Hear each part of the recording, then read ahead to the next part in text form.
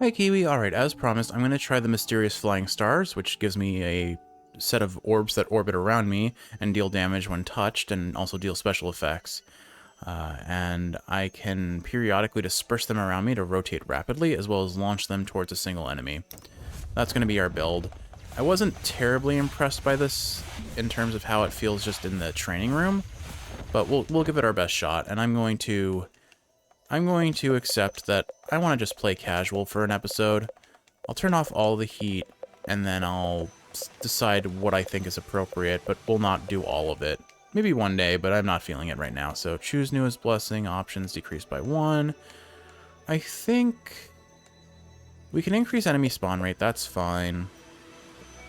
And I don't mind if they're tankier, I can deal with that. So that's 6. Why don't we go for 9? Why don't we just, let's just go with that. We'll make this a more chill run. I could use a chill run after work from yesterday.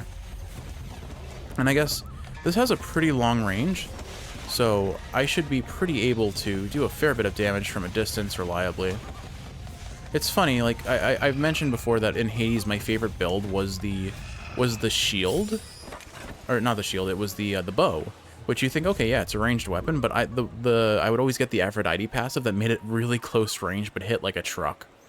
All right, increase the number of orbs shot by annihilation, plus 5 quantity. Increase the orb flight speed of spirit orbs. Or hitting enemies with the annihilation skill has a chance for the character to, I think we're gonna take this, the chance to heal 1 HP. No, I don't think we need that just yet. Let's take more orbs. So that just means a lot of orbs travel forward. Okay. And I think, what would make sense for this build? I feel like wind might be fun with this. Yeah, let's go wind. Let's actually have a time to like play around with the wind passives, because we tried in an earlier run, but it was the wrong way to do it because we just had the heat so darn high. Oh my goodness, that does a lot of damage. Like, these guys are they're supposed to be tanky, and I just one-shot them with my active. I guess if it crits, I just do a heck ton of damage. Okay, you know what? Putting this into practice, this build feels a lot stronger than I was willing to give it credit for, and maybe ranged builds make more sense so you can more easily dodge.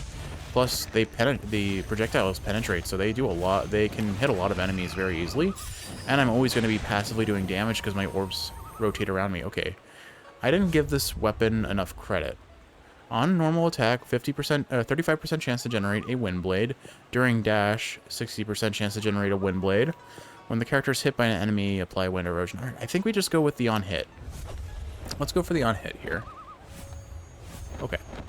So where I left off, I said I was going to talk about my undergrad and the and how it kind of got me into Webtoon. So effectively what happened was my undergraduate college had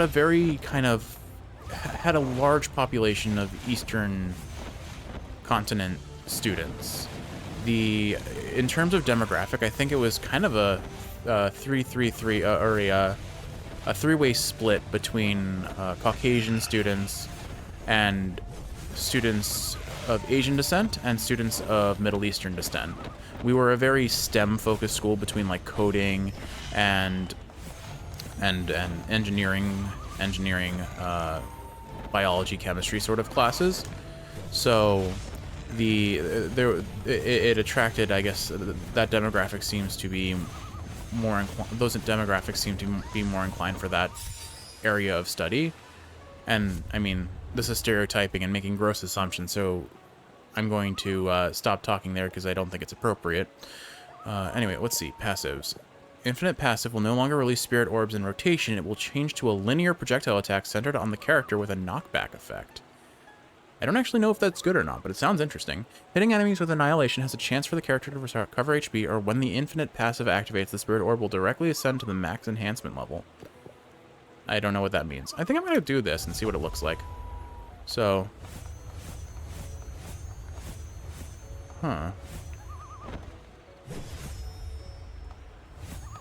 It looks like they glow if they've been used a certain way. I'm not clear on what that did, but I guess we'll see it in practice, or maybe we won't. I'm not sure. Let's see, what do we got? Martial arts damage increased by 10 until taking damage. Increase for 2 refresh. Or 3% chance for enemies drop HP recovery orbs. We're going to take that. Any chance to keep us alive is a chance well enjoyed. Alright, we'll take the Nua's Blessing and get some lightning passive going. Wow, those orbs do a lot of damage. Alright, whoop. Dodge that, thankfully. So do these still do damage in melee distance, so I really don't understand what that ability I just got actually does. Oh, I think I understand now.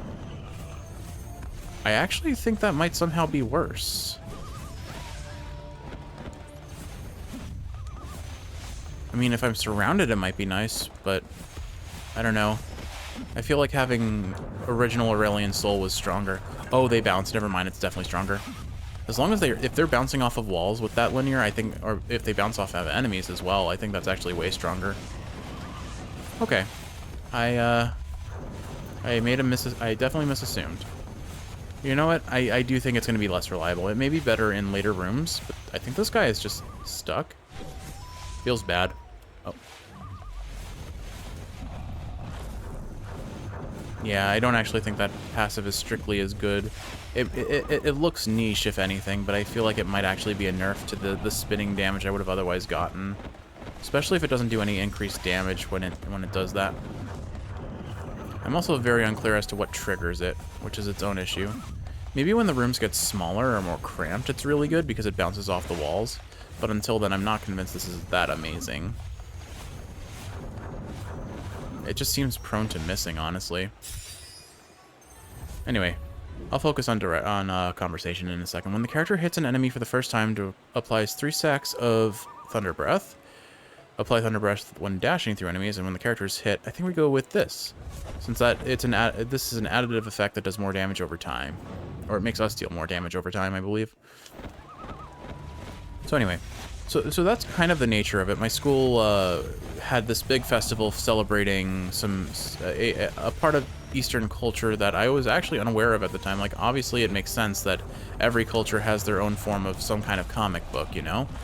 But I had really only seen Western comics and, of course, manga.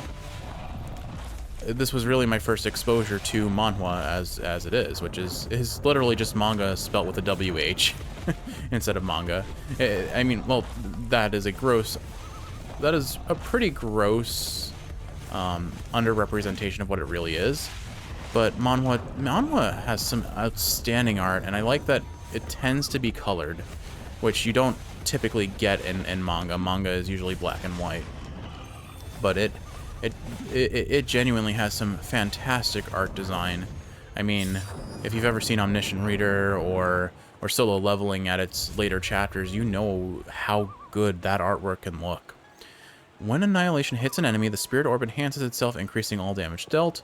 When the passive activates, the Spirit Orb will directly ascend to the max enhancement level, or increase the flight speed of Spirit Orbs. This sounds kind of funny, but I think we go with this to just maximize what damage we do after we use our active skill. Alright, we're already up to the mid-boss. Try and get that hit off before it dashes. There we go. Where did you go? Whoop. Oh, I should use this. I still don't have my shield. I don't know, I'm not convinced the way I've changed the orbs from spinning when they get their active, or their super passive is actually better, but it's fine. Whoop. It seems like my throw all the orbs active is on a very low cooldown though, which is nice. It means I can deal a lot of damage very quickly. I have to just remember to use it, because I'm used to having the longer cooldowns.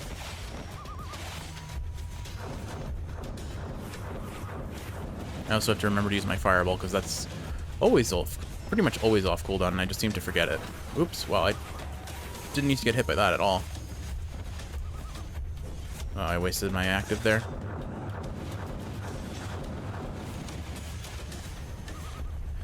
So, the webtoons that they promoted there, obviously there was Tower of God, because that was really big at the time, and I think it's still kind of really big, just maybe...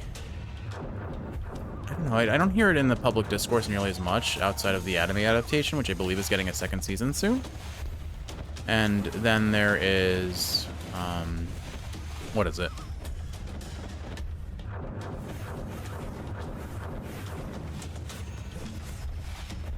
Sorry, I'm like really concentrating. And it seems to be hard to maintain dialogue when I'm as exhausted after yesterday's work schedule as I am. Alright, let's see what we get, and then I'll try and focus a bit better. Yin Yang Mirror, which will give me passive damage reduction, or this. Wooden sword that reduces the CD of technique skills. That actually sounds really good. I think I'm going to take that. All damage plus 7%? Heck yeah. That's a pretty sizable damage increase. And we'll go for an artifact. Hope we roll for shield. Not that I think I really need it on this build just yet, but it'll be pretty easy to maintain, I think. Here, let's go ahead and activate that sword. Alright. Yeah, I honestly, I have to... I think I didn't appreciate how strong this technique, or this martial art technique, could potentially be if I used it correctly. That was my mistake. I mean, just the active alone seems to one-shot a lot of the weaker enemies, which obviously won't be nearly as relevant come the... if I... But no, I've increased their HP to max. Because I took that heat modifier. So, I don't know. This just seems like a really strong weapon. Plus, you have the advantage of being at a distance. I think I'll just take Godly Run. This increases my damage per room based on how much distance I've traveled, which I'm going to be dodging a lot, so it always stacks up very quickly, I imagine. Alright, and then we get increased ice element. I'm going to reroll this. Fire elemental damage, or crit rate plus 5 after disappears after using an artifact skill. These really aren't great. I'll just take the free refreshes on future rolls and hope I get something good. And let's go for the draw and see what that gives us, because it has an option of giving us a whole lot. And we don't get to talk to the Lady of the Iron Fan often. Alright, what have you got to say today? Thank you, Chen Sheng. Why is Princess Iron Fan acting so polite all of a sudden? Red Boy, he came to see me this morning. I asked him why, but he wouldn't say. He only mentioned that Bodhisattva granted him a half day off. But I suspect it must be because of you. It's just a simple task, not worth mentioning. The greatest fortune is to witness the reunion of mother and son. Okay. Chen Shang, you truly deserve the reputation of utmost sincerity and goodness. You may not seek credit, but if I show no gratitude, it would be a source of ridicule across the three realms. Stretch out your hand. I present you with the magical Iron Fan. Thanks for your great favor, Princess Iron Fan. Cool, so I think that means we can now use the Iron Fan artifact that I saw in the artifact shop. That's exciting. I don't remember what it does. Right, let's go ahead and roll and see what we get from the draw. Hopefully it's the HP up. I could use that. One random blessing. Electric pressure. Okay. What does that do? Electric pressure. When the character hits an enemy for the first time, applies 4 step. Oh, it upgraded one of our abilities. I see. Okay. So, oh, that must be why I'm dealing so much damage. All right, we're gonna go for the ice blessing. Because I mean, it seems like I can hit enemies pretty fast. So, whoop, there are projectile characters in the background. Let's go ahead and just take you out really quick. Anyway, so yeah, the manhwa that were promoted at the school at the time, I know there was Tower of God. I think I found, oh, what is it called? I'm blanking on the name, but it has the taste of isekai, like power fantasy. Oh, The Gamer, that's what it was called. It was called The Gamer, which was about a character who, basically gains the typical isekai protagonist power set of suddenly gaining stat windows and side quests and things that if he completes, he gets stat boosts and level ups, and if he touches a book with a skill, like the technique of a skill described in it, he can absorb the book and instantly learn the skill. Those sorts of things. And I mean, I treat I treat isekai, I treat reincarnated stories, or what is it, returner stories, kind of like junk food. It's very much a guilty pleasure sort of read, but I genuinely enjoy reading it far more than I should, honestly. But the gamer definitely falls into that category. If you like isekai, if you like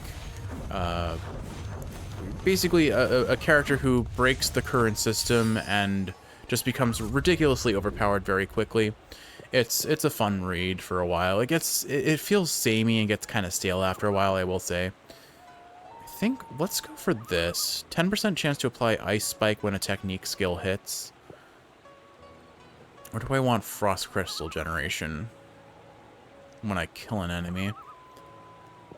I think, yeah, well, let's just go with the technique skill. I'll stack things on the technique skill, and if I get something better, that's something I'm willing to replace.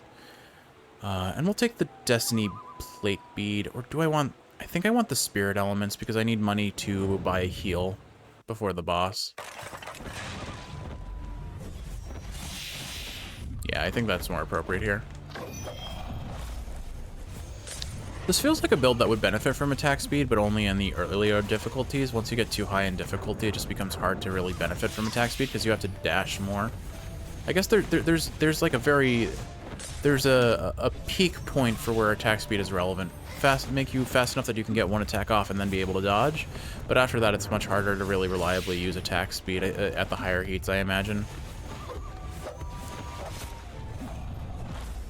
Like, there are definitely games where attack speed feels incredibly strong the more you stack it, and then there are games where it's very hard to truly benefit from it because you're so busy dodging or using other abilities that don't scale with attack.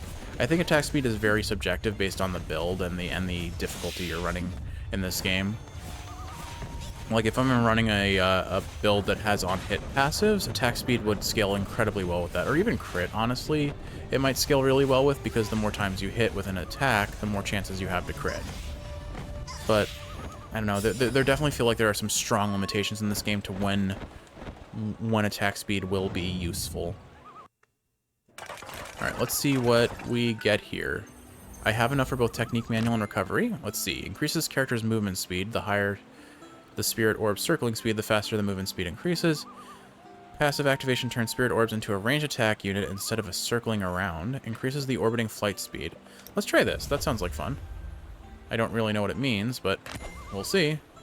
Alright, here we go. Tiger Monster, we have some revenge to take on you, I think. We lost twice to you now, and we shouldn't. Not at this difficulty, at least. Enough talk. Let's get down to business. To defeat the Huns. You grab with force and still act so righteous. Is there no justice anymore? Alright. Yeah, look at that damage I did just from hitting him once there. Oh my goodness, he's so much slower now. It's kind of wild how much slower he is. But yeah, maybe what I should do is, I think what I'll do is on the lower difficulties, I'll stack Divine Sensibility so I unlock all the passives to make the highest difficulty a little bit more doable. And I will, and then it'll let me experiment with weapons and see what makes most sense for like a maximum heat run, because clearly like I wasn't even giving this a passing glance initially, and now I realize I was mistaken. This build works pretty well, and it has the AoE I was looking for. It lacks the invulnerability, but it has an immense amount of safety in just being able to dash and use my technique skill for most of my damage. And if I launch my technique skill into a bunch of enemies, I'm going to oh, so that's what it does. So now they shoot projectiles. Interesting. But that kind of... Doesn't that kind of interfere with the bounces everywhere randomly? Like linear bounce ability? So, I don't know. I don't know. It feels like those two technique manuals kind of synergize against each other. Perhaps I'm wrong. But either way, we'll find out soon enough, I'm sure. I'm definitely willing to give this build more discussion, if you will, than I was before, if nothing else.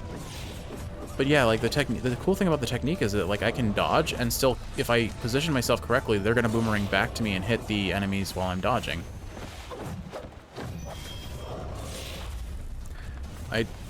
I will obviously prioritize dodging more than I will prioritize getting hit, or getting the hit in rather. But it I don't know, this feels a lot better than the last projectile-based build that I ran, which just felt very unwieldy to use efficiently. I don't think I need HP when I'm already this strong. Let's take the crit chance. Let's stack some crit. If I'm looking to build wind-based damage anyway, I'm sure... I really haven't gotten much in the way of wind stats, but alright, do you have anything to say? No, you just upgraded my beads, and what have you got to me today? Chen Chang, why are you staring at me like this? There's something on my face? There are no freckles on your face, but your heart may not be so clear. I'm wondering, are you still Red Boy or Sudana now? The former self has been let go, and now I am just Sudana. Being one and the same person, how could there be two faces? Ah, I see. It was my misinterpretation. Red Boy, if you're helping me on behalf of Guanyin Bodhisattva R, would you help me if I have a reasonable request? I want to help. The Bodhisattva says that Chen Shang is sincere and virtuous with a great filial piety. Therefore, I am appointed to assist no matter how far it is. Also, please address me as Sudana. I like your impartial work style. Sudana, I have something to ask. If this matter fails, the plan to rescue my mother will face irreversible harm. The Bodhisattva won't be happy about this. What's the matter, Chen Chang? I'm all ears. In the Mount Quyun's banana cave, there is a fierce and ruthless Luocha. She descends the mountain every 15th day to cause trouble, all for the sake of eating the unique rice cakes from the Flame Mountain. I traversed the region near Flame Mountain and saw the hardships faced by the common people. Therefore, I made a pact with Luocha. Every 15th of the month, a young boy must enter the banana cave carrying a special rice cake to appease the malevolent deity. Why haven't I heard that Luocha likes rice cakes? It might be a habit formed in the last few years. So what does you mean? Who is more suitable for this task than you, Sudana? R. My thoughts are with the well-being of the people near Flame Mountain. Even the unwavering intent to rescue my mother seems to show signs of dissipation. Therefore, I humbly request Sudana to bring rice cakes to Mount Quyun. I don't know how to pronounce that one right. Every 15th day of the month. Not just for me, but also for the safety and well-being of the people of Flame Mountain. Chen Chang, this is... I can only respectfully comply. Haha, it's done. Time to deal with my own business. Oh, well, I got the Devil's Lore achievement. Helped Princess Iron Fan, and then it's gone. Time to deal with my own business. Goodbye. Alright, and how do we upgrade? Let's find out. For each wind element, 1 crit % chance. For each lightning element, 1 crit chance. For each lightning element, 2% attack speed. Let's take the crit rate on wind, because I was intentionally trying to stack that. I just haven't had many Nua's blessings for it. Yeah, there you go. Now I'm getting ice. Oh well.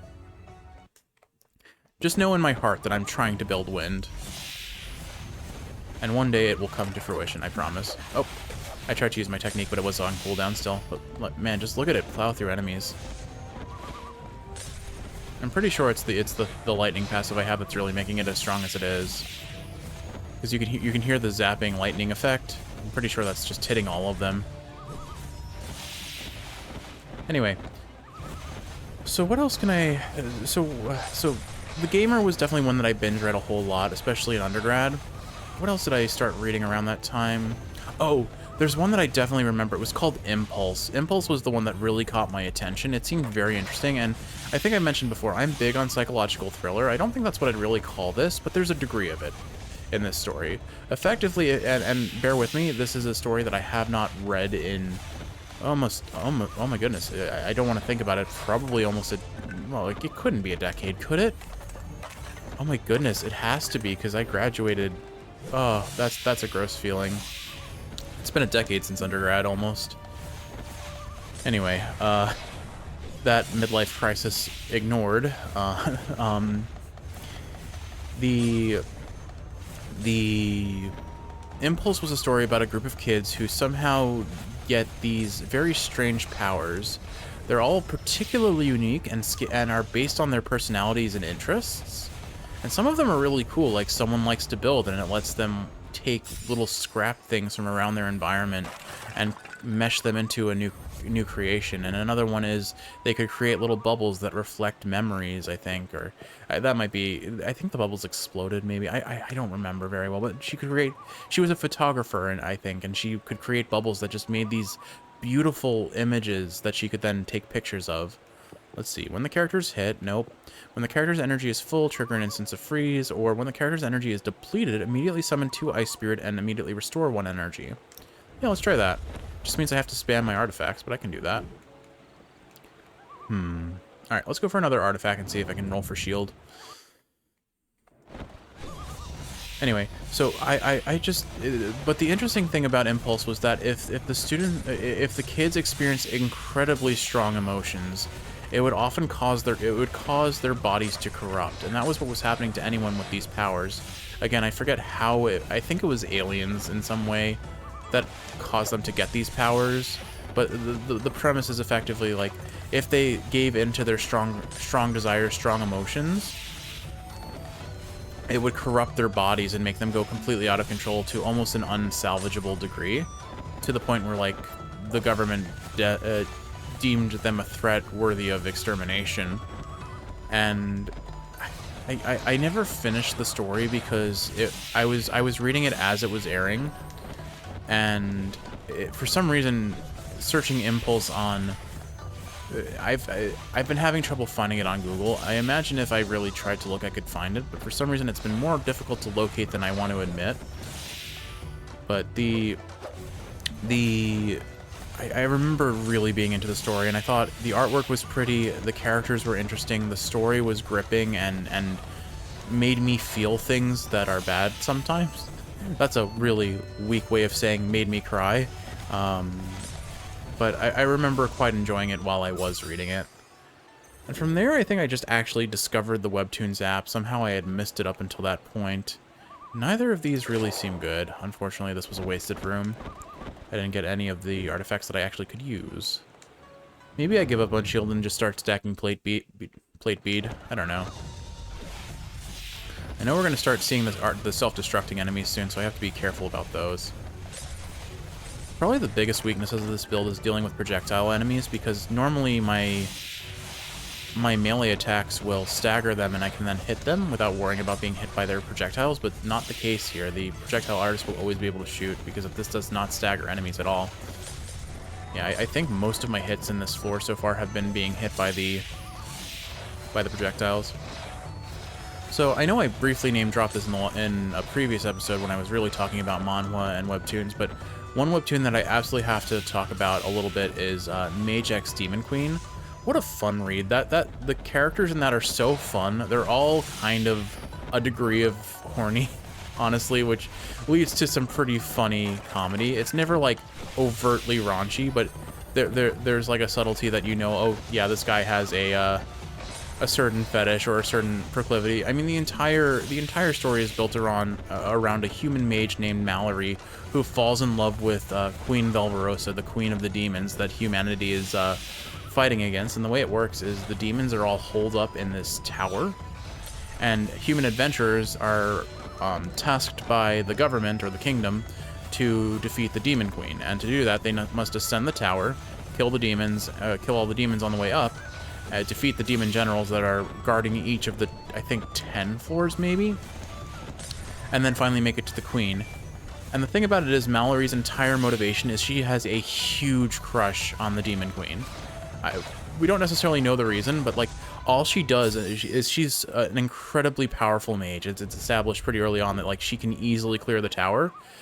All right, let's see. During a dash, chance to generate Ice Pearl, or when I'm hit, or a chance of Ice Spirit to detonate Ice Spike when enemies and Ice Spike will not disappear.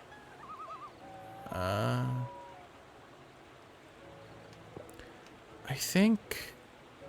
guess none of these are really good at all. I guess we'll just do this one. I'm not really getting amazing passives, but it doesn't feel like I terribly need them right now. I'm going to take the spirit elements again so I can buy, hopefully, a technique manual before the final boss. Or before the next boss fight. Alright, here are the self-destructing enemies, so I gotta be careful again. Anyway, so what was I saying? So, I think in the very first chapter you find out that Mallory has, like, repeatedly gotten to the queen's room to, like, face her and just be like, will you go out with me? And that's basically the entire, like, apparently she does it so often that the demon generals just let her go through for free because they're like, yeah, she means no harm. She's a cool kid. Let's just let her go. Like, but it's very clear that Mallory is incredibly strong, so she can easily, like, take them out if she wanted to, probably. But the demon generals are all like, oh, she's a pretty cool kid. Let's let her meet our queen. Because the way death in this world seems to work is there is a basically the usual RPG holy tree sort of gimmick where if a adventurer dies, they respawn at the tree. They just usually have to pay some amount of gold to the church for the resurrection. But so Mallory apparently dies frequently to Queen Velverosa because she's like, "You're an annoying human. Get out of my sight. Why are you here? Please leave me alone." And Mallory doesn't actually want to like seriously fight Velverosa because she doesn't want to hurt her and such. But it's just that dynamic alone is really funny. But then you find out about her friend Cedric, who is kind of obsessed with Lamias, so women that are like half woman on top, half snake on bottom, and he's like weirdly obsessed with them. And one of the queen's generals is a Lamia, and he really wants to court her, I guess is the way I would phrase it. But I don't know, the characters in that story are so fun, and the dynamic between them, with just like them being motivated by generally very selfish or self-interest focused reasons, leads to a lot of very funny interactions. If you're into rom-com and don't mind a bit of Yuri, there's probably some yaoi in there too, but it definitely seems more Yuri bait than yaoi bait. But it is a fun read. It's another one that I highly recommend. I think, as far as what I'm reading, other ones that I've read are Villain to Kill, which I think is pretty decent. City of Blank. Gosh, there's one that makes me think of Villain to Kill, but I'm blanking on what it is. When a technique skill hits, 11% chance of Ice Spike. When the character's energy is full, trigger 1 instance of Freeze. With each dash, generate 1 instance of Ice Pearl. I think we go for this because we're spamming technique. I am taking more damage than I would like, but at least we should easily be able to buy a recovery item before the final boss, which I think we're coming up on. Oh, right, this is the mid boss. I forgot, for some reason I forgot the Hydra is even on this floor. I think honestly the projectile enemy is more threatening here, so I'm going to focus on trying to kill that if I can.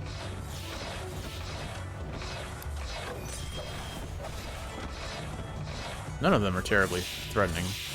You know what? I just realized I can hit both of them.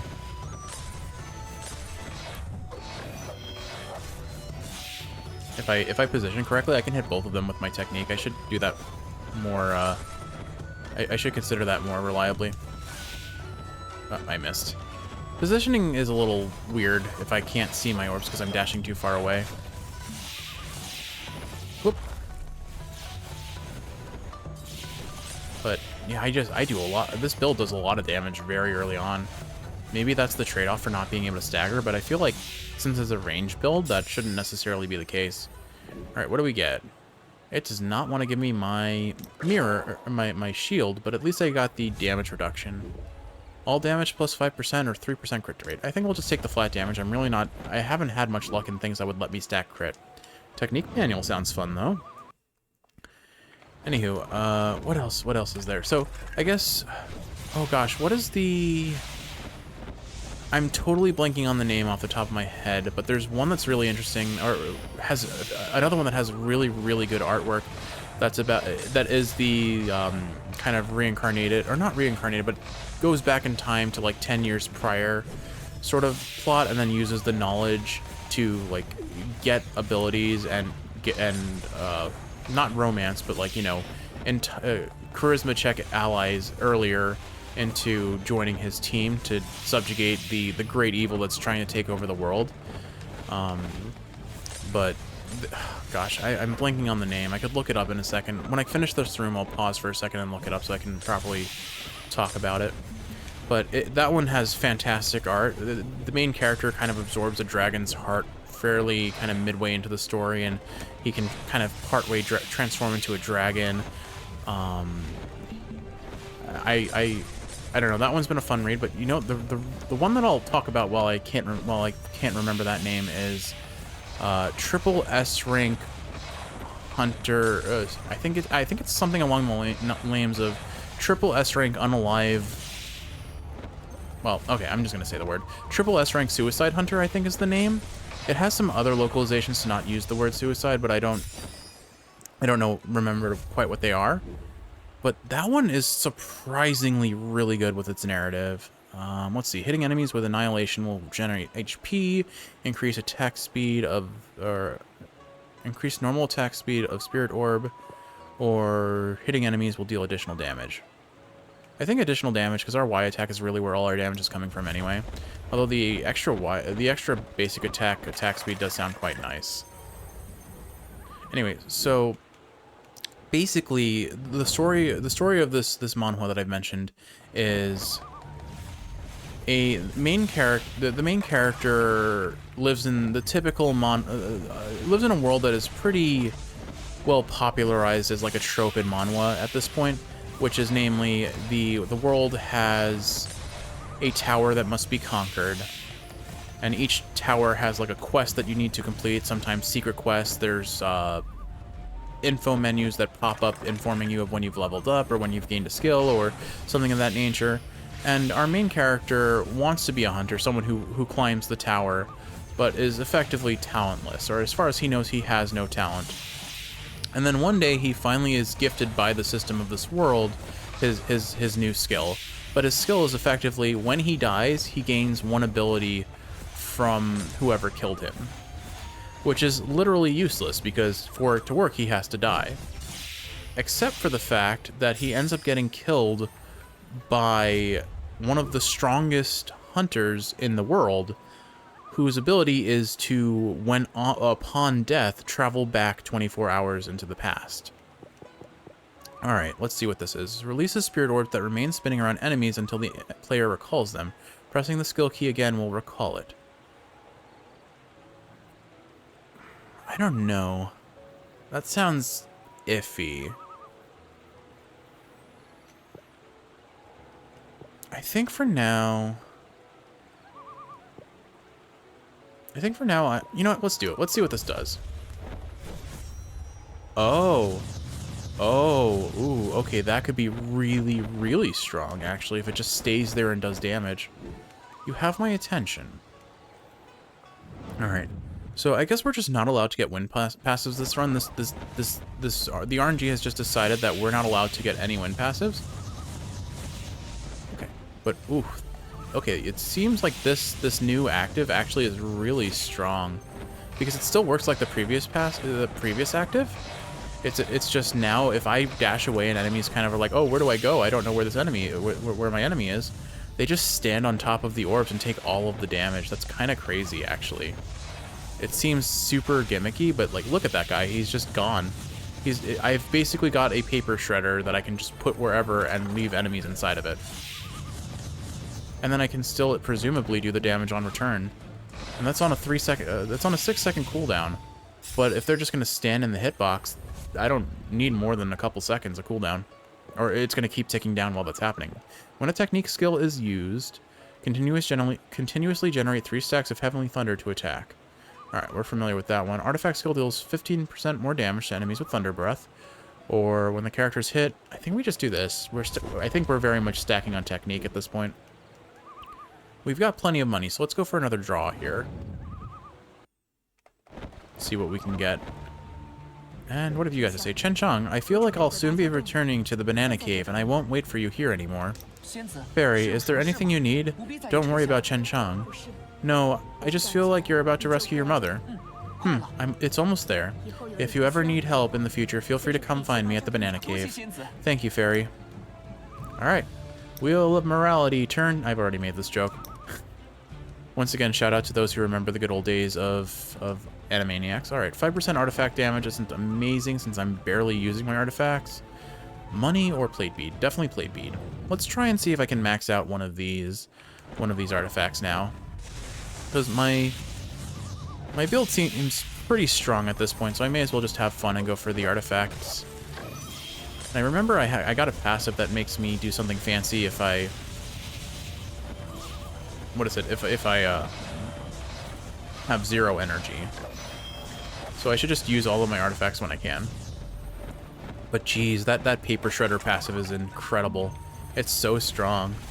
Oops. Well, I just stood there and let them face tank the hit. That's fine. And the technique itself is incredibly powerful, but it just got so much stronger, all like very quickly. But it is funny. I can just run away, kill things, because they de-aggro me and just stand still, I think. Oh, no, they are still chasing me. Never mind. But it feels like for projectile enemies, they're not programmed to like move out of things that are hurting them. If health is below 30%, crit chance by 10% increases by 10%. When this artifact hits, 10% generate Ice Spirit. I think we take that, and we'll use... What do I want for this one? I think... I don't think we ever saw any of these upgraded, so let's go for the sword, just because I seem to be using that the most. But honestly, they're all kind of equally kind of mid-level decent, I suppose. Anywho. Oh, right, I was going to pause for a second and just look up what that manhwa's name was. Give me a second.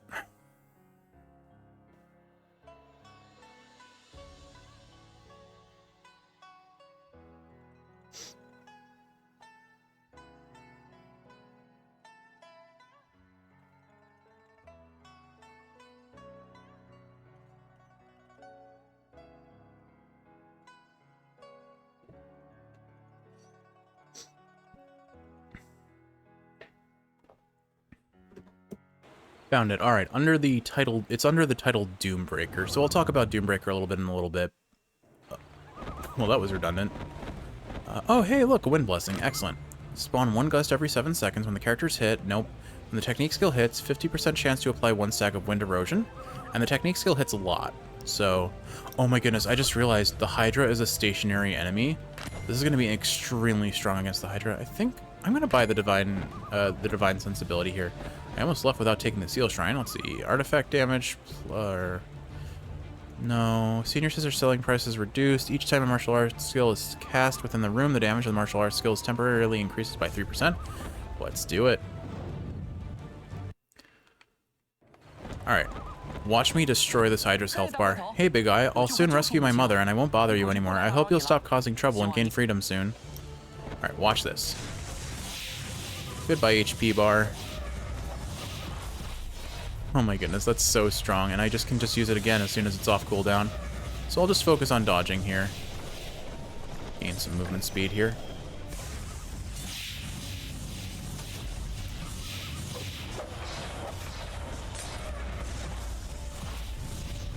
I don't even have to try and hit. Oh, I missed. I think I just missed that attack, which is why it didn't do any damage.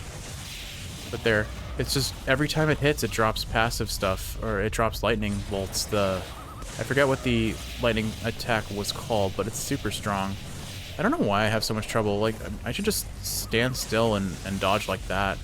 I guess tentacles can get in the way of me dodging effectively, but I don't know. This build is super strong. Particularly against stationary enemies. I will say mobile enemies will probably be a little bit harder to deal with, but yeah, like, oops, wow, those chunk you even at low HP. Alright, goodbye, Hydra.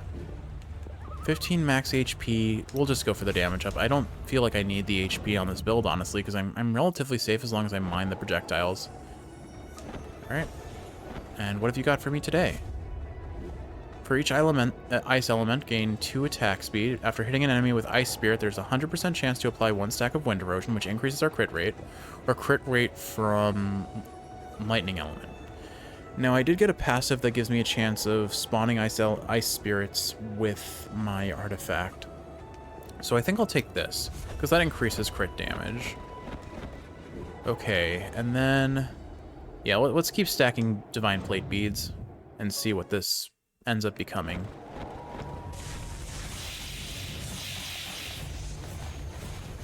So, alright, I want to talk a little bit more about Triple S rank Hunter first.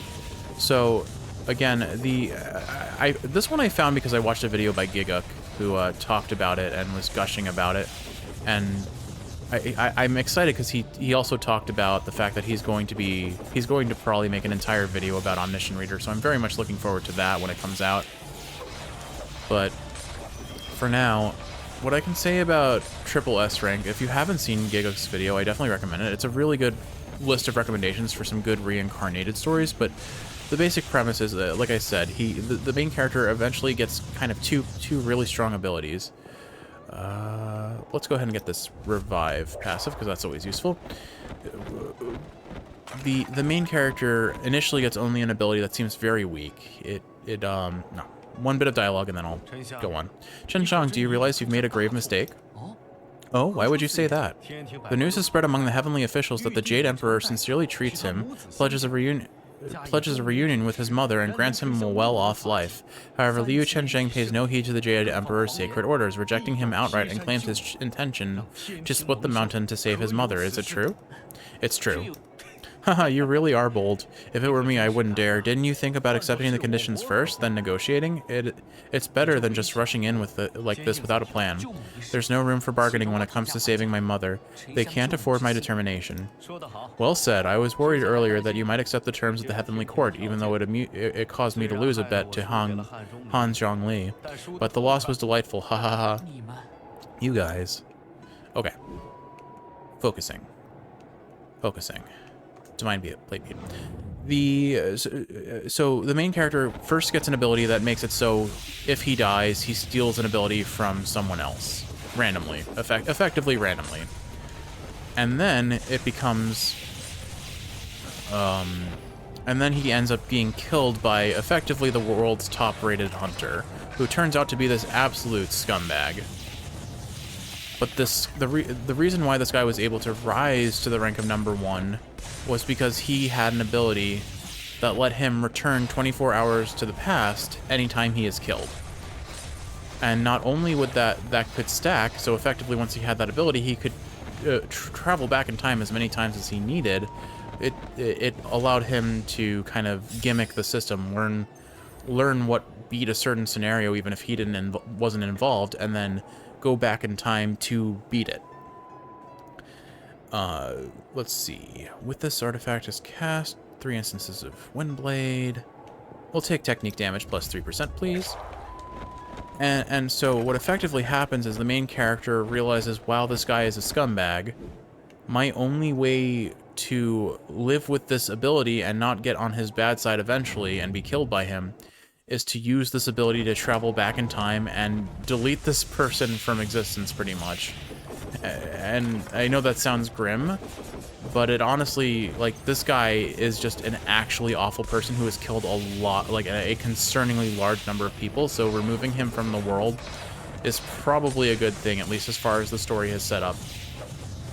Because since all of the floors that he's cleared up until this point have already been cleared, the main character already has all the knowledge that this guy effectively has, and can use it to his advantage to gain the fame, the power that the top ranker had, except do it to the benefit of other human beings, effectively.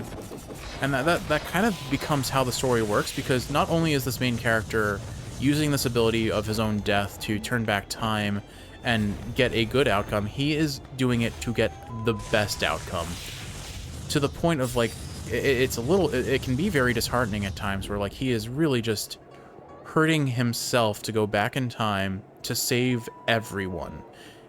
And that's what he does. Like, if a single soldier fell in a giant war against monsters, he goes back in time until he can find a way to keep every single soldier alive. I don't know if my Y attack is summoning Heavenly Thunder right now or not. But if it is, that'll be really strong. Heavenly Thunder damage 10% more, and after, chance for more thunder to happen if one hits. I'm gonna go with Lightning Link for now and see what happens. I'm not convinced what I'm dropping on this passive is that, but it might be. I'm pretty sure it's a different type of thunder, though. And actually, it's lightning, but let's not get semantic here. Yeah, okay, it's not, I don't think it's doing that. But if I do, I still think there's a pretty strong way to use this ability. I'm not there yet. If I can get technique skills to on hit summon Chain Lightning, then we have something really, really scary strong, potentially.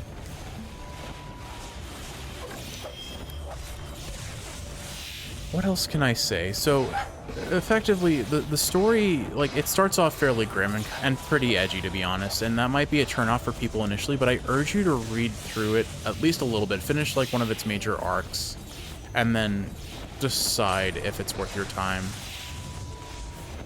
But to me, it was absolutely worth it. Just seeing this main character realize he has the power to give everyone the outcome they really deserve, and you get to see how some people change for the better because of the main character's influence. Like, for example, one of the situations is there is a demon lord on this floor that you encounter on the very first floor, and this demon lord is leading a war against humanity. And if you couldn't, we've already talked about that whole premise a lot. Demon lords seem to be pretty popular. I don't know if it was what really popularized it, but the concept of a demon lord being this overarching power, and I don't know if MacGuffin's the right word, but like the final boss, I guess is how I would phrase it. There's always a final boss demon lord in a lot of these sorts of stories.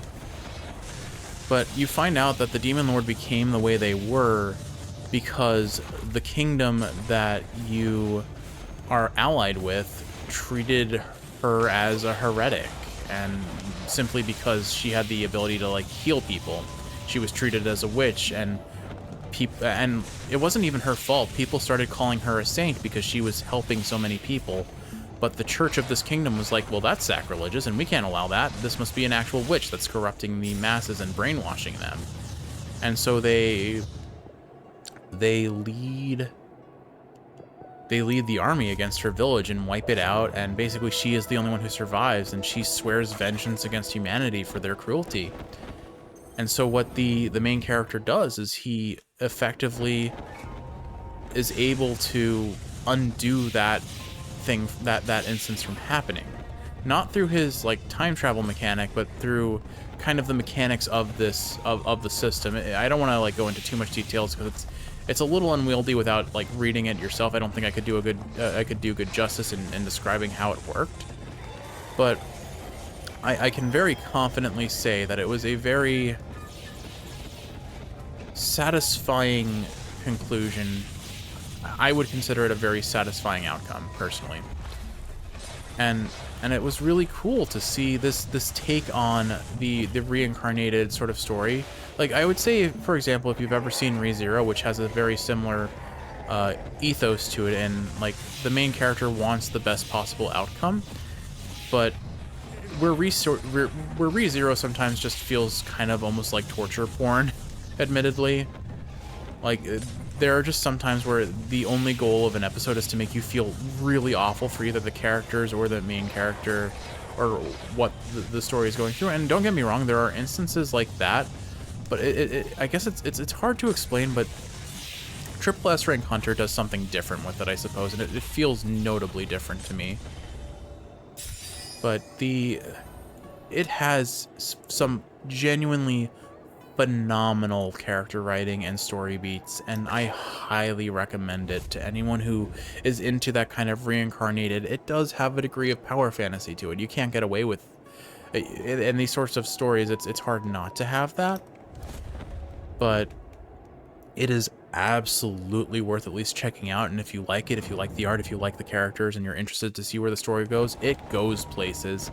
It's unfortunately still airing. It's an ongoing series, so if that turns you off, I don't blame you. It can be frustrating. I think this is going to be really strong because my Y attack is doing so much lightning element damage.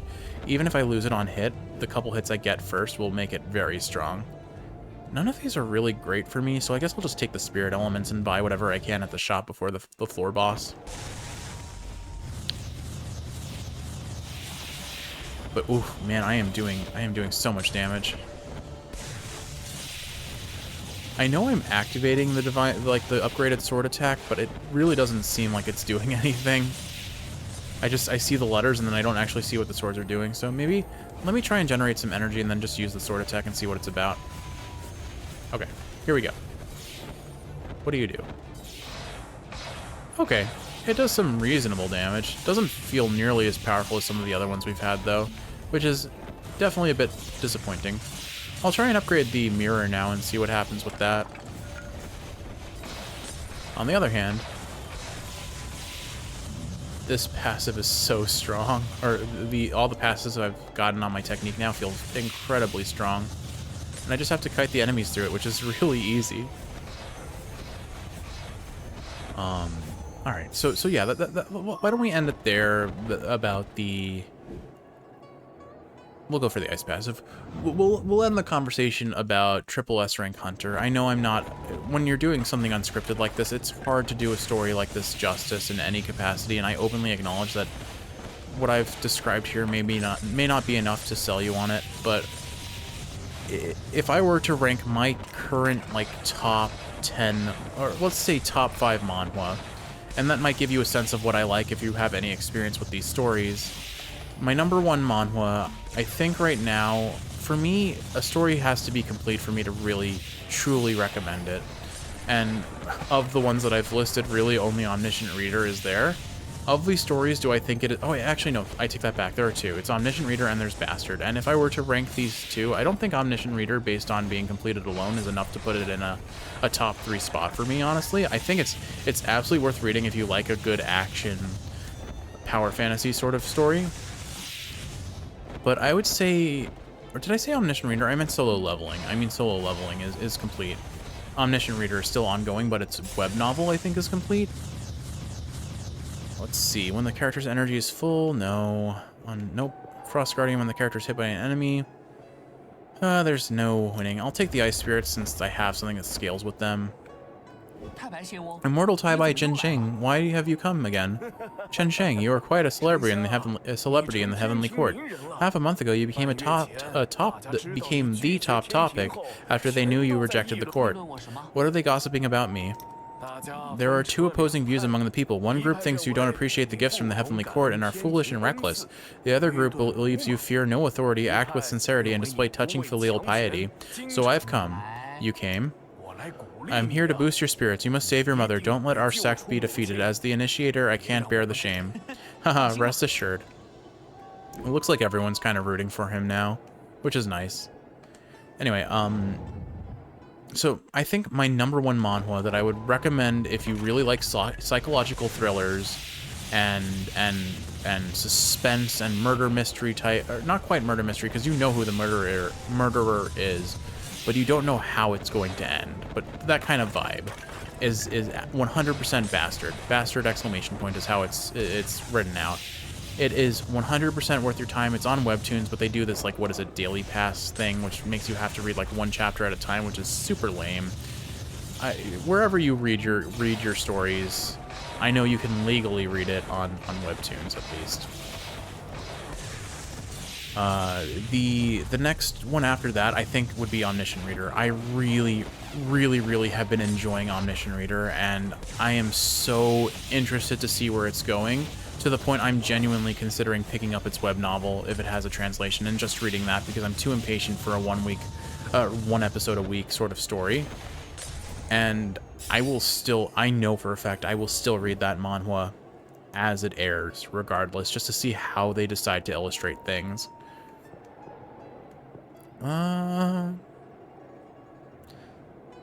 Let's go ahead and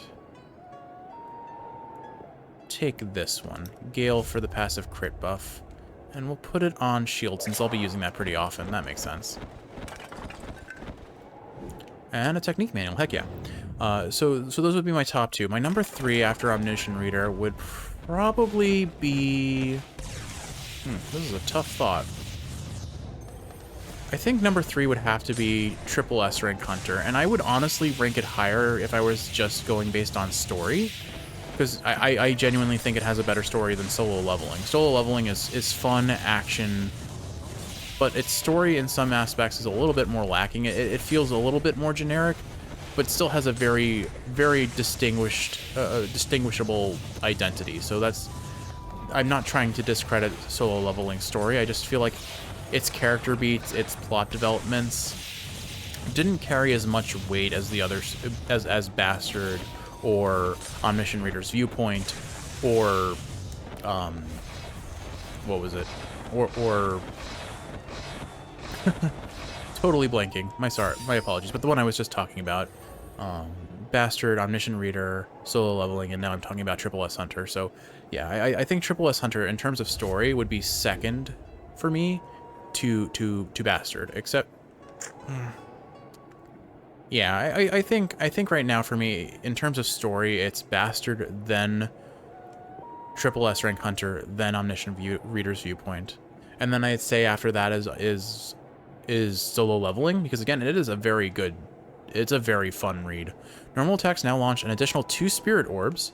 Hitting enemies with Annihilation has a chance for the character to recover HP, or movement speed of the Spirit Orbs increases. I think this is objectively the best option if each hit that that lightning attack happens is an individual hit that can trigger this. But this sounds more fun, so I'm gonna go for that. So if, yeah, oh, okay. I was hopeful it would travel in a straight line. That's not nearly as good as I hoped it would be.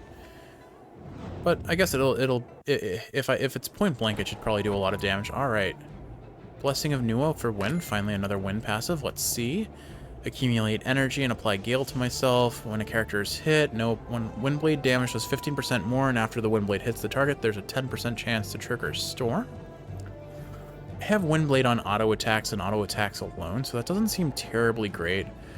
But, let's use it. Let's see where it gets us. I don't actually need an HP up, so I'll take an orb, honestly. Attack speed increase, there's a 2% chance to heal HP or revive. It still really feels like I don't need a revive, but revives are objectively too good to pass up, so let's go ahead and work on upgrading this mirror. Alright. Did you have anything to say, senior sister? No, you did not. Okay. Onto the boss that tends to give me a lot of trouble, but I'm now realizing the boss also really likes to just sit in the center of the room and die to my ability. Shenshang, your cultivation progress is truly remarkable. Within a few days, you've already reached this state. It's a matter of time. You have limitless potential. Third Prince, you flatter me. Shenshang's growth is also inseparable from the lessons learned and insights gained in the battle against you. Oh, did you have a change of heart today? You're speaking so politely. Under the teachings of the Master and various celestial beings, I realizes that the hardships along this journey are also blessings in disguise. What's going on with you? You've talked me out of fighting. You've talked me out of any fighting spirit. That won't do, Third Prince Nizha. I hope you won't hold back and allow me to learn more skills. Rest in peace, Nizha. Oop. Okay, right. You can do that. I should use my shield ASAP. And now you just take all of your damage. Alright. So that's how much my shield, my Y attack does. Let's actually see what you do if I use my sword. I don't think I had enough energy, so let me try and generate some energy. Alright, what does this sword do to you once you're standing still? Okay. It's okay damage, but it's not amazing. And it definitely doesn't outcompete my Y attack currently. We just do so much damage with that. When he starts doing his yin-yang attack, he's going to be stuck in the center of the room, and I'm just going to get so many free hits on him, it's going to be ridiculous. Yeah, Hunting Scarf. Not quite the move I was thinking of, but... Oh, well, I missed. That's awkward. But, yeah. Yeah, here we go. He's just going to stand still and take all of these hits for me. Then I can do these passives to give him more damage. Yeah, see, he's gonna stand still, and all that damage just accumulates on him for free. Alright, yeah, this definitely trivializes some bosses. My energy gain is rough with it, though, because I can't really... Alright, I'm gonna focus on dodging for a second. Alright, easy. Yeah, I can't as easily gain energy, just because it is... My way of gaining energy is to attack with these orbs, but the orbs are in use during my special attack, so I don't have more orbs to attack with, see? It actually doesn't really matter at all, does it? Alright, what have we got here? Max HP, crit chance, or attack speed. I think we take the crit chance. Well, maybe I should have taken the HP. I feel like it's unnecessary, though. I have the shield, and that's as much HP as I need. We'll skip upgrading beads, still I don't feel like that's the appropriate use for those resources. And then Red Boy, you have something to say. Don't worry, Lord Chensheng. Since the Bodhisattva sent me here to assist, I think there must be a solution to this matter. Okay, cool. What have we got? After hitting an enemy with Ice Spirit, there's a 30% chance to apply a Heavenly Thunder. That sounds really, really good. When generated on an enemy, Wind Erosion applies one layer of vulnerability to it with a probability of 100%, but that doesn't explain what that is. After hitting the target with Heavenly Thunder, it applies Blazing to one enemy, which deals a pretty solid amount of damage. And I think it's an AoE. I think we had something that scales with Heavenly Thunder. Let's go for this. I mean, that's probably not the correct choice, but I didn't want to think about it too hard. Anyway, where were we in this discussion? So,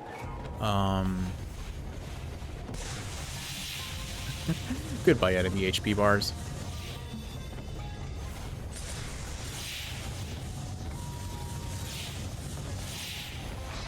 Bear with me, I seem to be slowing down. I am truly exhausted after working yesterday. What can I talk about? What was I even saying before is part of the issue here. Oh right, my top 5. So I think what I'm gonna say is I think overall I like Omniscient Reader more than Triple S rank Hunter in terms of like art and individual character beats in certain instances. But I think overall I like this. No, that's wrong. I think I like the characters more with Triple S rank Hunter because the main character has such a compelling and interesting way of approaching a otherwise really overdone trope in manhwa. And the way he does it is very compelling. And you know me, I am a sucker for happy endings. So the way this the story consistently and it's not just like it's not a free happy ending. It is a happy ending that is really worked towards. It's earned. It feels very earned, but my goodness, does it take a lot of effort to reach by the characters. So in that regard, I think I like the story. I really like the characters of Triple S rank Hunter. In terms of overall story, though, I think I find the story of Omniscient Reader's viewpoint more interesting because it still is relatively samey. It's still, we have to clear these challenges against this higher power for effectively this higher power's amusement. And so it's still very much a similar story in that regard. But the way it brings in various mythologies and the way those mythologies are then taken advantage of by like people using their powers to counter other mythological legends and myths stories, I find it inherently interesting and from like it's an interesting step into a new culture, into different cultures as well. So with that regard, I do think overall I would rank Omniscient Reader a little bit higher, but there are some parts that just make me genuinely love Triple S rank Hunter. Let's see. Heavenly Thunder damage does more and has a chance to spawn another. Chain Lightning bounces twice and can cause Heavenly Thunder, or when the character is hit by an enemy, Heavenly Thunder. I think let's do the increased bounces of Chain Lightning and their small chance to generate Heavenly Thunder. And then we'll take an Ice Blessing. Let's see. So that's kind of my hot take. And then I think I haven't formally given my top 5, so let's give a proper description to that. So number 1, hands down Bastard. Number 2, I think I'm going to ultimately say Omniscient Reader's viewpoint. Number 3, Triple S rank Suicide Hunter. Number 4, solo leveling. And number 5, I would say, is Mage X Demon Queen. That one is very different from the other ones in terms of how serious it is for the most part, but it's just a fun romp. The characters are so lovable and goofy. The story can be high stakes at times, but is generally just a very casual, enjoyable, sometimes action focused, but often slice of lifey vibe with the tried and true tropes of adventurer has to beat the Demon Queen, but now the best adventurer is in love with the Demon Queen, and how does that affect politics and such? And it was such a fun read. It's such a fun read for a more casual experience. It's another one that I genuinely recommend, but I would say those are my top 5 that I can think of. And then I did mention I did mention Doombreaker. I don't think it's far enough into the story for me to really rank it as high as like my top 5, and if I start ranking my top 10, then I've probably listed all the manhwa I've read at this point. But let's see. When characters hit, not interested. When characters hit, not interested. During a dash, generate an ice pearl. I guess we take the ice pearl on dash. Now I have more orbs. I'm dashing enough as it is. I may as well use that. Take another plate bead, I think. I should be able to generate enough money to buy a technique manual, and I seem to be very good at staying alive with this build now, so may as well do that instead of anything else. Yeah, look at that. I have so many orbitals. I'm like super... I know I keep dropping the name of Aurelian Soul, but for Kiwi, for your reference, he was a character from League of Legends. He's this cool cosmic dragon-looking character. I know you saw him once and you're like, ooh, who's that? He looks cool. And he used to have a passive where he would just have these orbs constantly rotating around him. And to deal damage with him reliably, you needed to position yourself around your enemies and have them bonk into each other like these ice pearls are doing. I think they completely changed how he works, but I haven't really seen any... The players that I follow don't really play Aurelian Soul ever, and even if they did, I usually don't watch their videos, because Aurelian Soul isn't necessarily a character I'm terribly interested in watching being played. For those interested, I did used to play League of Legends, primarily in undergraduate before I went to grad school, because it turns out you really don't have the time to waste your emotions on League of Legends when you're in a very competitive grad school setting. So unfortunately, I had to give that up, and I emailed Riot and was like, "Hi, I'm having a problem. I keep trying to play League of Legends instead of studying for exams. Can you ban my account?" And they were like, "Yeah, sure." And that was like the fastest way to break my addiction to League of Legends, because I couldn't play it anymore. And they said, just email us back when you want your account back, and I did, and I got my account back, and I'm just like, well, you know what? I don't want to play anymore. I've broken the habit, and I don't feel the urge to play. And honestly, like, I mean, League of Legends community is kind of notorious for being toxic, and it's so true. I was just getting so tired of humanity in that game, and even wins didn't feel good anymore. And for context, I was primarily an ARAM main. I got to Platinum, I think it was. Like, I just got into Platinum, and then I'm like, you know what? I think I've seen all I ever care to do with ranked. I'm bored of this. And I moved on and just played only ARAM because they were a lot shorter games. There was a lot less of an emotional commitment, and the people who get into ARAMs are generally less toxic because they also want the lower stakes game. But I mean, you have 10 people being inherently competitive with each other. There's going to be toxicity no matter what you do. Alright, let's go ahead and take the Heavenly Thunder when I activate this ability. And I guess I could go for I can't afford anything, so let's go for another plate bead. And this should hopefully bump me up to enough money that I can afford the technique manual before our Longshen. Although I really do need a way to get some money, so maybe I take a money room on the next one.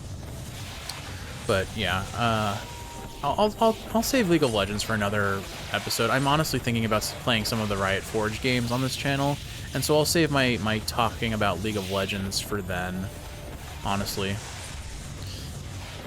But it is a game I still very much enjoy watching being played. Or I very much enjoy watching it being played. But I am very happy with the fact that I no longer play it myself, I think. I don't think I need that kind of stress and toxicity in my life when I have enough stress and toxicity in my life just through work alone. Anyway, I was saying, I was going to talk about Doombreaker a little bit. So, I mean, I think what I'm going to say is fairly superficial, but it is, again, a kind of reincarnated, or not reincarnated, but, I'm blanking on the word, but, we'll call it a returner story. Basically, the main character returns to a point earlier in their life with the knowledge of all their life events from those previous 10 years, or from those former 10 years. And it allows him to have a better fighting chance against the great evil, which in this case is, may as well just call it a demon lord. It's not a demon lord, but it may as well be. I will say the world building in this story is really interesting. For example, there's an elven, like, you have it has the quintessential Tolkien-esque fantasy world that a lot of isekai reincarnated stories tend to follow.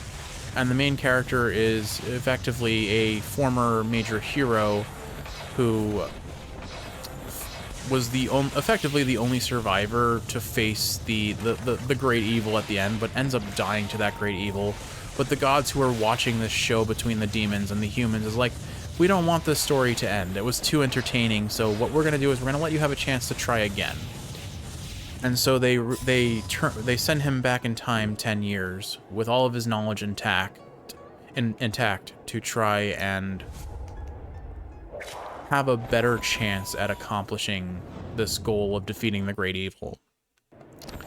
And Kiwi, you would probably like some of the aesthetic of this, because the great evils, they definitely do some like mind controlling parasite nonsense. Like one of the main plots at the start is the church is very clearly corrupted by these individuals, and they are trying to corrupt a paladin who is this major political and power figure in their world. And to do so, they're basically just trying to force feed him this brain warping parasite to corrupt him. But the main character is able to like deny them their plan effectively, is how I would describe it. But it's I don't know, I feel like you'd kind of like that narrative plot point as very uncomfortable as I would find it. That's your kind of jam, you and your brain-eating parasites that you love so much. I guess, I don't know. But oops, man, I keep missing with my attack here. Oops. I'll get it this time. It's because I'm dodging so much, I just need to hold still and launch it that way. And there it goes. Now it'll just do a ton of damage. Didn't stand a chance. Let's use all of our abilities while we're here. And dead. Right? Nope, not dead yet. Now dead. That lightning just, it stacks so crazy good. Alright, nothing I want to replace. So let's go ahead and just drop this and take it back. And our new passive is crit rate plus 6%. I'll take that, sure. What's our crit rate at now? 20%, not bad. A 1 in 5 chance on crit is pretty good. And I saw we were 1 beat away from upgrading that plate, so let's go ahead and get this last plate beat, and then I'll just probably buy consumables, I think. Or not consumables, but like currencies. But so Doombreaker is a lot of kind of dungeon crawling, main character finding allies that he could trust, or he sees the potential in that they could help him achieve his goals, and then also like reuniting with former allies and trying to bring out their full potential. And him basically abusing his knowledge to try and speed run, for lack of a better word, speed run the early game to get as much power to fight the bad guys, the greater powers, the greater evil powers, as he can as soon as possible to save as many lives as he can. But what I find interesting about this world is there's a lot of very interesting world building between the gods of this world, the individual races of this world. For example, there is the typical elves. Their village is uninhabitable because the great tree that protects them has effectively been poisoned by this severe miasma. And where does that miasma come from? It comes from a dying or already dead, now undead dragon that is rotting in the lake that surrounds the tree, but was also corrupted by the great evils of this world. And so they have to not only kill a undead dragon, which that fight is so beautifully drawn and so climactic and fun to watch be like just play out. But on top of that, then they just have to like communicate with the tree again. Like the world tree is the world tree in the center of an elven forest is nothing new. I think that's a pretty tried and true trope. But it's just the whole I guess the art of the scenes and the character designs. It all looks so beautiful to read. Alright, what are we getting from this seal string? Passive. I think we keep stacking lightning elemental damage, but I'm gonna get hit pretty early on. Let's take the passive. Let's take the energy to regenerate our shield more easily. I know that's the lame option, but I am a lame person, unfortunately. I wanted this run to be chill, and I'm gonna play it as I wish, I guess, is really what it boils down to. Alright, let's see what this mirror upgraded looks like. Right, we did this before. It's just it's actually, wow, it's strong. I forgot that we had actually seen the mirror fully upgraded. I think it was on one of our failed runs at a higher heat, so it barely lasted. Either way, it feels strong, or at least it looks strong. And I've gotten enough ways, because of the artifacts, I now passively generate Heavenly Thunder pretty consistently. Now the question is this beam following us or the enemies? I think it's tracking to the enemy nearest to me. Is probably how it's doing it. So I have to be mindful of that. If there are multiple enemies, it won't prioritize the boss. I noticed that when I used it against the Hydra. I think it was homing in on one of the tentacles, maybe. Either way. I digress. There are a lot of projectiles in this room. I gotta be careful. Getting my shield propped pretty consistently. But, I mean, I just dash around and generate... I'm generating all of the ice pearls now, and they don't do a lot of damage, but they do a lot. There are a lot of them to cause those individual smaller hits of damage. All right. Hey, look! Finally, a wind blessing after all this time. Remember when I said at the start of this run I was going to go a wind build? Yeah, that didn't happen. Oops. I hate that I keep trying to dodge and then it causes me to miss my my active skill. That should be entirely avoidable. I'm just misplaying. Anyway, what was I saying? What was I saying indeed? So Doombreaker, if nothing else, its plot is interesting, its world building is very interesting, and its art is phenomenal.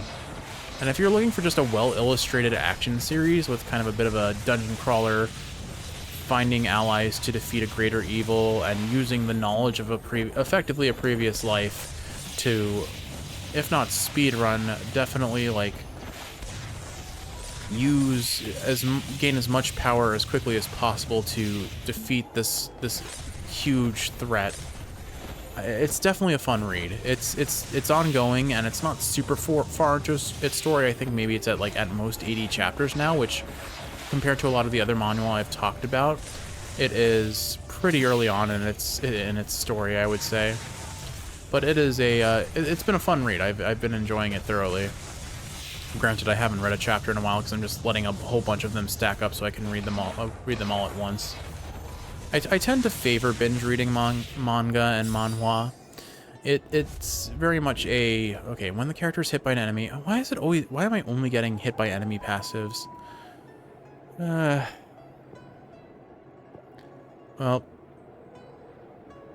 let's just use this. At this point, I think that's the only thing that really benefits me, assuming I get hit. Oh, hey, look, another wind blessing. That's cute. Wait, I'm just noticing it's listing the newest blessing that I just got as a fire passive, but I'm pretty sure it was a wind blessing. No matter. We'll go ahead and take this other wind blessing and see what we get. Maybe it'll be something that I actually want to use and can use, I guess. I'm gonna just drop all my actives while I can.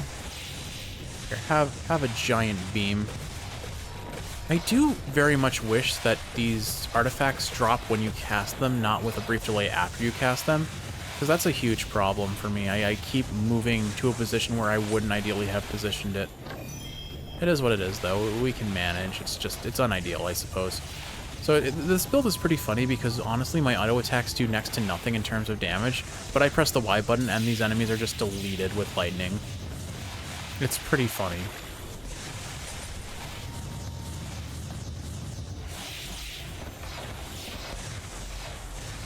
Okay, now we'll just go ahead and do that.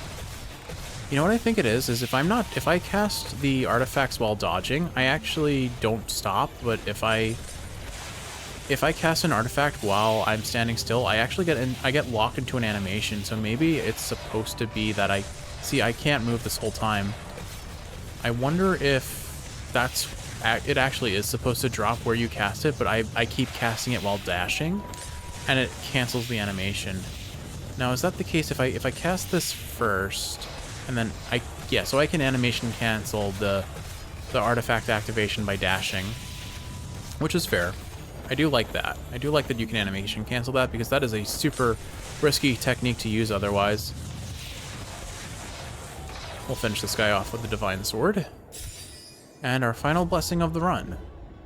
Spawn 1 gust damage plus 15, storm damage plus 15. I don't have any abilities that really benefit these, and I think I'll just take the gust, because gust can apply a mark that increases our crit chance. Or was it crit damage? It was one or the other, I forget. You don't have anything to say? You do, though. Chenxiang, will you leave the sect after rescuing your mother? Probably.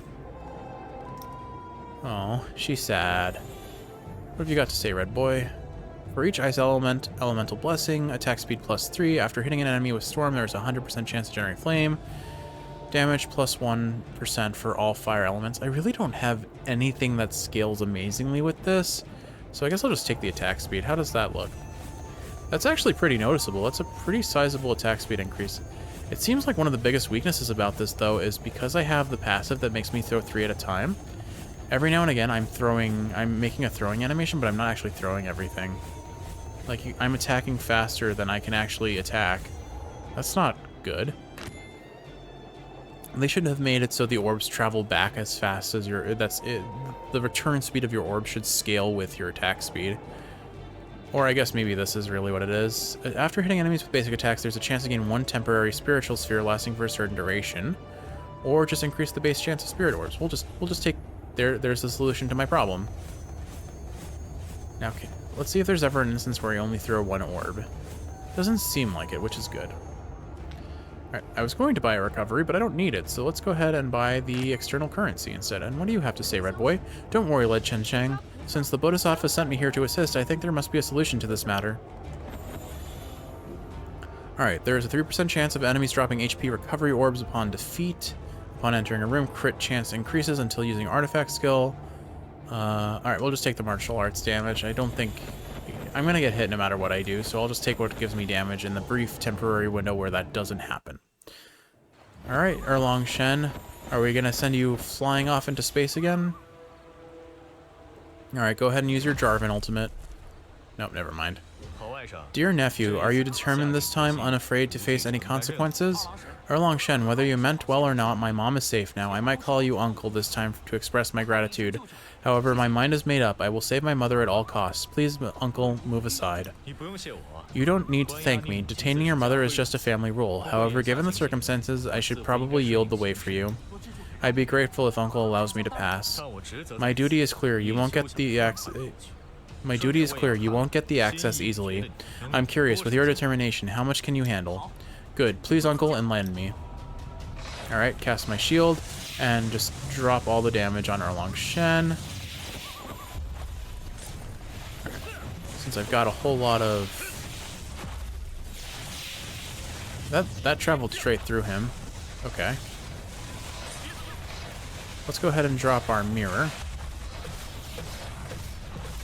And then I can drop this on Erlong Shen. I'm not sure if that's actually hitting him, but it did take out all of his allies. My orbs don't seem to be functioning as intended in this room. They're not like traveling to an enemy and then stopping at him. Like, I think it's maybe detecting his heavenly soldiers and trying to hit them. I'm not sure. I decided to take the hit just so that I could get my Y attack off, but it doesn't seem to actually be working against Erlong Shen here. I wonder if it's actually trying to hit those. I think it's treating as if his allies that he spawns in are in the room already. Which is a bit of a problem. But I guess it's not a terrible problem when I do this much damage, you know? Yeah, and it's so easy to generate energy here. I guess what I have to do is I have to use my Y attack point blank against him, which is a little risky, but we can make that work. Yeah. Nope, it passed right through him if I did that. Okay. It doesn't particularly matter, because either way I'm doing... Maybe it is hitting him and his hurt box is just ginormous. That's also a possibility I hadn't considered. Just try and generate some energy before he pops us into this world. Let's drop a mirror right here. Now I can hit both of these at the same time, which is pretty darn strong.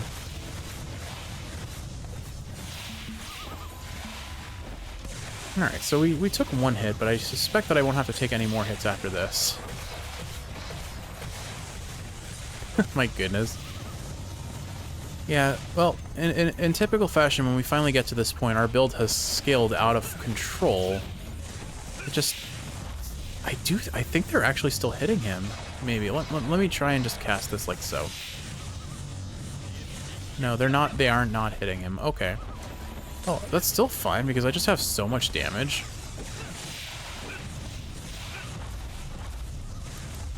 We'll go ahead and just cast all that. Oh, he went flying off again. I saw it. Impressive. You've grown a lot. I lost. I know it well. Thanks for showing mercy, Uncle. Oh, kid, hold your mouth. It's my duty, and I didn't hold back. Now let's go. Others will soon be here. Head to the Sealstone.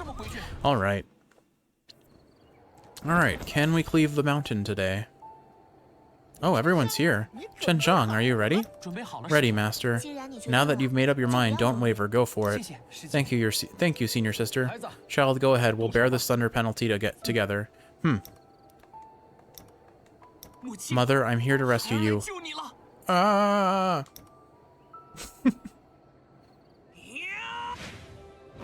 Yay! But where is Mother? Oh, okay. Mom! Chen Zhang, is it really you? My dear Chen Zhang has grown so much. Let me take a good look. Mom! Chen Zhang! Great sister. Great! Sister, congratulations on the family reunion. Good, she is finally saved. Chen Zhang, the Heavenly Thunder is approaching. Hold on.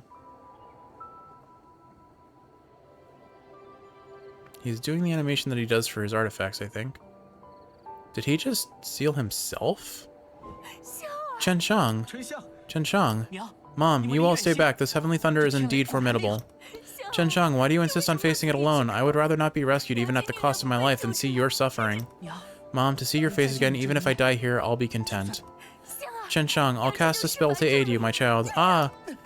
The Heavenly Thunder is truly powerful. I feel like I'm about to reach my limit. Struggling. Let's read that as monotone as possible. Thanks, Chen Zhang, for filling in what I couldn't do. Oh no, Chen Zhang is struggling. I have to secretly cast spells to assist. Hey. Hey. Hey. Hey. I'm just gonna let the voice acting do this part. Well, that's cool. All the people are trying to help him. Chen Zhang, are you okay? Mom, I'm fine. Whew, it's done.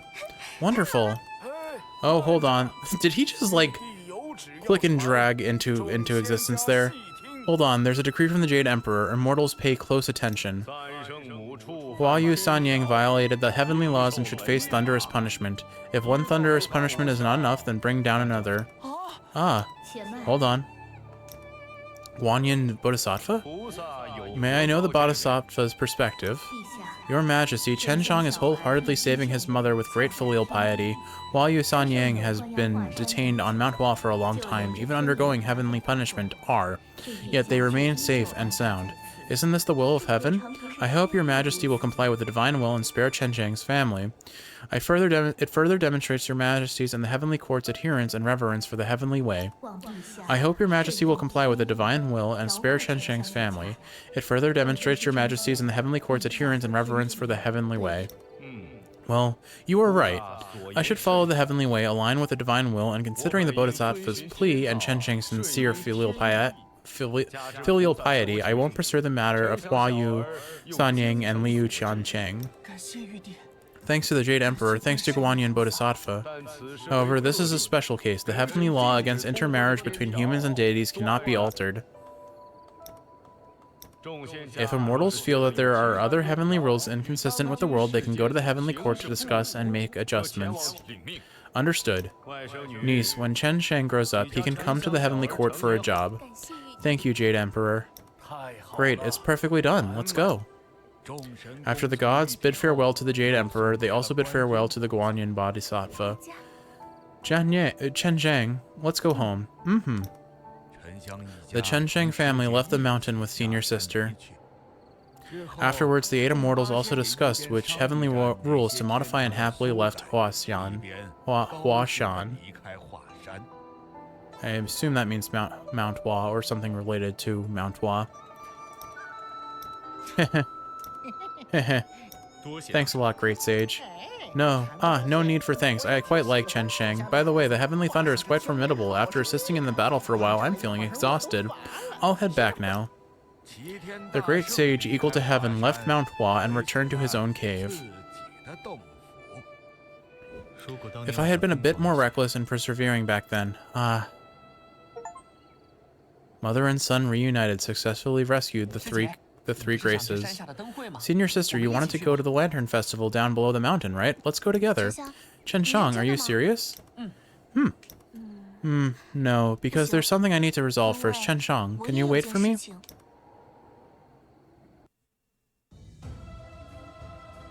Oh, we're just back to the, start menu. Okay, weird. Doesn't usually do that after a run. Well, Kiwi, I guess that's it for this episode. I hope you enjoyed watching, and if you're awake, I hope this is helping you fall asleep. I know I probably name-dropped a bunch of stories that you're completely unfamiliar with, but at least I gave you a little bit of a synopsis about them, and I know I probably could have said more about Doombreaker, but again, really, my summary on it is, it's got good world building, the characters are fun and interesting, it's got great action, and it's got amazing illustration. So if you're looking for just a solid action story with a bit of intrigue from, like, political, like the dark underbelly of society and how it's ingrained itself in many facets of society from a group that's this big, strong power trying to take over the world effectively, where the humans are the playthings of gods and things of that nature, with a clear power progression system where the main character is kind of skipping steps because of his knowledge. It's a fun read. With all that said though, Kiwi, once again, I hope you enjoyed watching, and if you're asleep, I hope you're sleeping well. I love you, and I'll see you in the next one.